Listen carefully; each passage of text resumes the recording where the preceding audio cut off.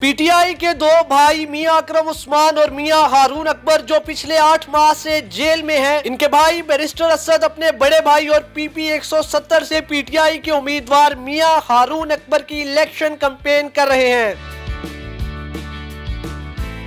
इनके लिए क्या मुश्किलात पैदा की जा रही हैं, जानिए बैरिस्टर असद से। सर, किस कदर मुश्किल था पिछला 1 साल, पहले तो ये बताया जरा। बस जी भाग दौड़ में लगे रहे। जब भी ये 9 मई के बाद सबसे पहला गालिबन रेड हमारे घर में हुआ और दरवाज़े तोड़ के वो ख़वातीन को हरास करते हुए मेरे दोनों बड़े भाई जो मेरे घर के सरबराह हैं उनको वो ले गए और नामालूम मुकाम पे उन्होंने उनको रखा।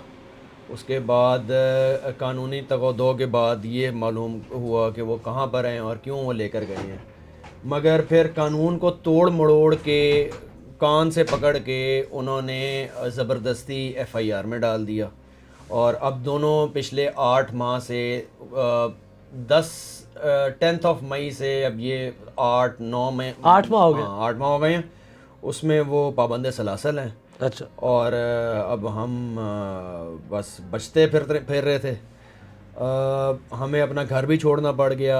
हमारे घर के बाहर एक मुसलसल रैकी लगी होती थी। हमारी ख़वातीन को हरासा किया गया और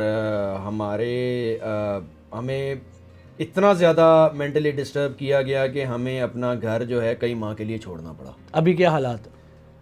तंगियाँ बिल्कुल हैं।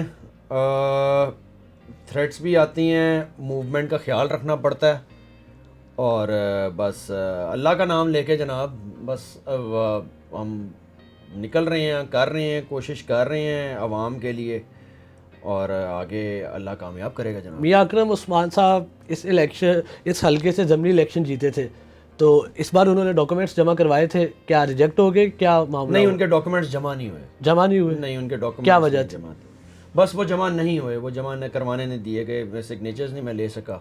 अच्छा। और सिग्नेचर्स लेने नहीं दिए गए और उनके जमा नहीं हुए। मियां हारून साहब के डॉक्यूमेंट्स जो हैं उनमें उनके सिग्नेचर्स मियां अकरम उस्मान साहब के बड़े भाई हैं। हाँ जी, मियां अकरम उस्मान साहब के बड़े भाई हैं मियां हारून अकबर। वो यहाँ से पीपी 170 से इलेक्शन कंटेस्ट कर रहे हैं, जहाँ से मियां अकरम उस्मान साहब एमपीए का इलेक्शन बाई इलेक्शन जो था उन्होंने जीता था। ये वही हल्का है। लोगों ने हमें बहुत इज़्ज़त दी।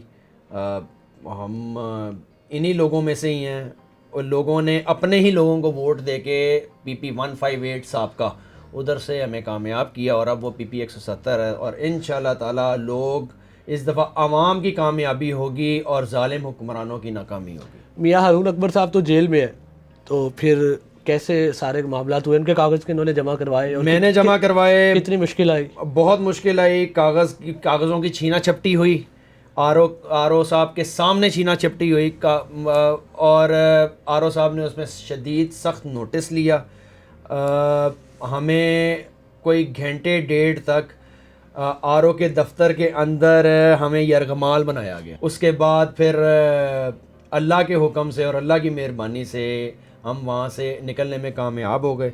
और उसके बाद फिर जब टिकट जमा करवाने का वक्त आया और स्क्रूटनी का वक्त आया तब भी हमें बड़ी मुश्किलात का सामना करना पड़ा। कंटिन्यूस हरासमेंट थी और सारे मरले पार कर के अब हम जो हैं वो इलेक्शन के दरमियान में खड़े हुए हैं। मियां अकरम उस्मान मियां हारून अकबर से मुलाकात हुई हो? क्या कितनी मुलाकातें हुई हैं और उनका क्या माहौल है जेल में, कैसे रह रहे हैं? कोई तंगी, कोई परेशानी? जो भी तंगी परेशानियां हों वो बहुत हौसले में हैं और यही चीज़ हमें हौसला देती है।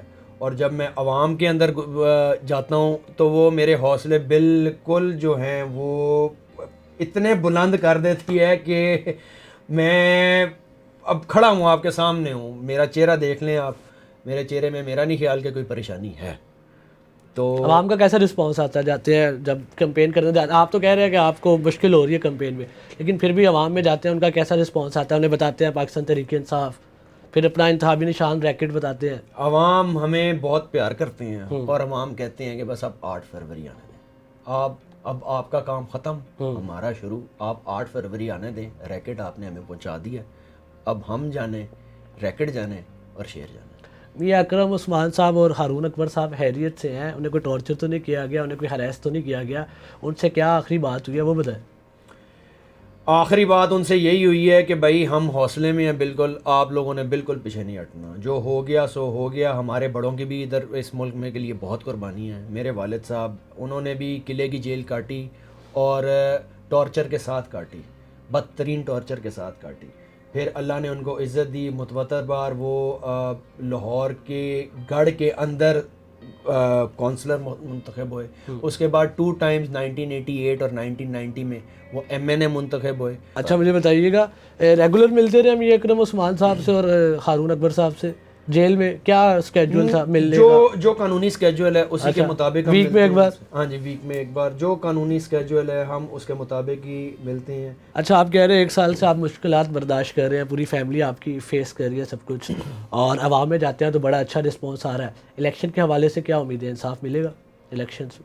इलेक्शन में अवाम ने तो अपना फैसला सुना दिया, अच्छा, मगर अगर वो फैसला जो है उसमें टाइपिंग में कोई मिस्टेक हो जाए तो उसमें मैं कुछ नहीं कह सकता। आप लोग इतनी मेहनत कर रहे हैं, 1 साल से इतना कुछ बर्दाश्त कर रहे हैं, इलेक्शन होते हैं, आप लोग जीत जाते हैं और फिर आपके लिए ख़जाने खोल दिए जाते हैं, आपके लिए ऑफ़र्स की बारिश हो जाती है, आपको कहा जाता है कि ये वाली सीट ले ले, ये ले ले, आप इधर आ जाए, तो फिर मियाँ हारून अकबर साहब क्या करेंगे? पाकिस्तान तहरीक इंसाफ छोड़ दें? मेरा ट्रैक हमारी फैमिली का ट्रैक रिकॉर्ड है अच्छा, कि हम हैं नज़रियाती, हमने अपने नज़रिए के साथ खड़ा होना है, हमने अपने लीडर के साथ खड़ा होना है। ऑफ़र्स हमें बहुत ज़्यादा आई हैं, हमें इससे पहले भी आई हैं, मेरे वालिद साहब को भी क्या ऑफर है? मेरे वालिद साहब के दौर में भी बहुत दफ़ा ऑफर्स आई हैं। नहीं, अभी पीटीआई इस दौर में इस दौर में वो डिस्क्लोज करना मुनासिब नहीं है। अच्छा, पिछले 1 साल में आपको ऑफर्स आई हैं? हाँ, डिस्क्लोज करना अकरम उस्मान साहब को जेल में आई हैं ऑफर्स? हाँ बिल्कुल जी, बिल्कुल अच्छा। बिल्कुल हमें ऑफर्स आई हैं कि इसको छोड़ दें, इधर आ जाएं, मगर नहीं, हम नज़रियाती लोग हैं, हम नहीं मुनासिब समझते कि हमें इस तरह की ऑफ़र्स ना अवेल करनी चाहिए। अच्छा, आखिर में अपने जो PP 170 की आवाम है, रैकेट पकड़ के आपका इंतखाबी निशान है, बला तो चला गया, उनको कोई मैसेज दे दें। बस जी, आपने 8 फरवरी को ये बल्ले की रिप्लेसमेंट है, इससे आपने तमाम मुखालफिन की धुलाई करनी है और इसकी फिर हिफाजत भी करनी है। ये आपकी सोशल और नेशनल जिम्मेदारी है और इसको आपने भरपूर तरीके से निभाना है।